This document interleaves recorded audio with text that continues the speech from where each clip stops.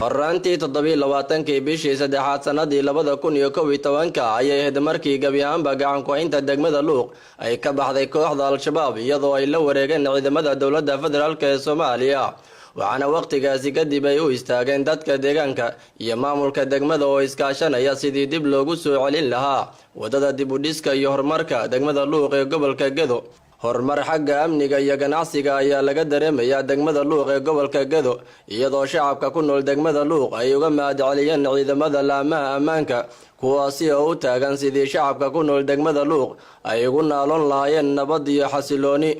horumarada dhinacyada amniga iyo ganacsiga ee ka socda degmada Luuq ee gobolka Gedo ayaa waxa ay ka dambeysay kadib markii maamulka degmada Luuq uu ku dadaalay hirgelinta ammaanka iyo xoojinta dhinacyada adeega bulshada. marka la eego dhinaca waxbarashada degmada Luuq waxaa ka dhisan iskuulo aad u tiro badan kuwaasi oo isugu jira dugsi hoose dhexe iyo sidoo kale dugsi sare waxaana wax ka dhiga macallimiin tayadoodu aad u sareyso. shacabka ku nool degmada Luuq ee gobolka Gedo ayaa mahad ballaaran u soo jeediyay maamulka degmada Luuq maadaama maamulka uu ka soo dhalaalay adeegii uga baahnaa shacabka ku nool degmada Luuq.